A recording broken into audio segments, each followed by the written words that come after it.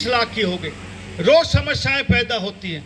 और मैं तो एक बात हर जगह कहता हूं कि यदि आदमी के शरीर में रोग लग जाए और उसका समय पे उपचार ना किया जाए तो कहते हैं आहिस्ता आहिस्ता वो बीमारी बढ़ जाती है। इसी प्रकार बढ़ते हुए गुड़गांव में यदि समस्याओं का समाधान नहीं किया तो ये विकराल रूप धारण कर लेगी। इन पिछले सालों में गुड़गांव में कोई विकास का काम नहीं हुआ और यदि इसी तरह गुड़गांव में विकास नहीं हुआ और ये 5 साल भी बीत गए तो आने वाले समय में भगवान रामचंद्र भी जन्म ले लेंगे तो इतनी समस्याओं का समाधान नहीं कर पाएंगे। इसलिए मेरा निवेदन है कि आने वाले भविष्य को, आने वाले इन बच्चों को अच्छा एक स्थान मिले, गुड़गांव अच्छा हो, स्वच्छ हो, सुंदर हो, ऐसा शहर बनाने की हमारी कोशिश है।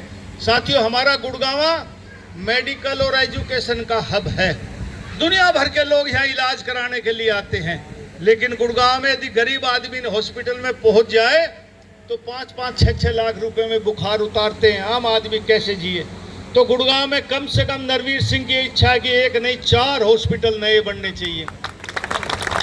गुड़गांव में 4 सब्जियां मंडियां बननी चाहिए। हमारे स्कूल की ऐसी हालत हो गई सरकारी स्कूलों की कि आम आदमी सरकारी स्कूल में अपने बच्चों को नहीं पढ़ाता, क्योंकि यदि सरकारी स्कूल में बच्चों को पढ़ाए, रिश्ता करने भी हम जाए और लड़के वाला जाए या लड़के वाला जाए तो पूछे कौन से स्कूल में आपका बच्चा पढ़ता है, तो हमें शर्म आती है कि हमारा बच्चा सरकारी स्कूल में पढ़ता है। यदि हम कहेंगे हमारा बच्चा शिवनादर में पढ़ता है, हेरिटेज में पढ़ता है, श्री राम में पढ़ता है, तो एक स्टेटस सिंबल बन गया कि उसका बच्चा उस स्कूल में पढ़ता है। मेरी ये योजना है कि गुड़गांव में 863 स्कूल हैं, प्राइमरी से लेकर 10+2 तक सरकारी स्कूल हैं और गुड़गांव में मल्टीनेशनल कंपनियों के 400 हेडक्वार्टर हैं, जिनका हजारों करोड़ रुपए CSR का फंड है।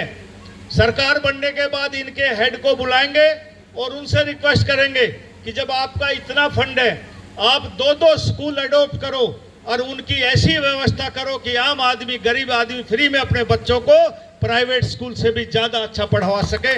और आने वाले में मैं विश्वास दिलाता हूं समय में 5 साल के बाद, क्योंकि 1 साल में तो आपको विश्वास नहीं होगा, जब उनका रिजल्ट अच्छा आएगा तो लोग प्राइवेट स्कूल की बजाय सरकारी स्कूल में गुड़गांव जिले में अपने बच्चों को पढ़ाने की कोशिश करेंगे।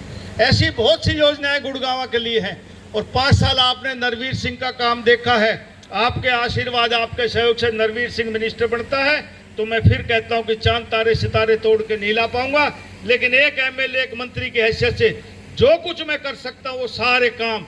और मैं तो फिर भी कहता हूं जो पंचायत मेरे साथ पिछली योजना में रही, इनके 4-5 महीना पहले हाथ उठा ली कि गांव में कोई काम बाकी नहीं है, लेकिन गांव बढ़ रहा है, समस्याएं बढ़ रही हैं। आने वाले समय में भी सभी समस्याओं का हम समाधान करेंगे। और भाई एक निवेदन और, अब के मैं नॉमिनेशन भर के आया तो 5 आदमी गए। मैंने कहा भादुओं का महीना है, क्यों लोगों को परेशान किया जाए, ना जलसा किया ना जुलूस किया, लेकिन राजनीति में रहने के लिए राजनीतिक ताकत भी दिखानी जरूरी होती है। इसलिए एक जनसभा इस चुनाव में बीच में होगी और माननीय अमित शाह जी ने मुझे कहा कि मैं तेरे विधानसभा क्षेत्र में जरूर आऊंगा। वो चुनाव के आखिरी हफ्ते में होगी। समय, स्थान, तारीख सब आपको पता लग जाएगा। मेरा आपसे निवेदन है कि राजनीति में कुछ पाने के लिए कुछ कुर्बानियां भी करनी पड़ती है, कुछ भीड़ भी दिखानी पड़ती है। इसलिए उस जनसभा में आधा संख्या में आएंगे ताकि आप लोगों की भी ताकत बढ़े। यही निवेदन आपके बीच में करने आया था। आप लोग इतनी संख्या में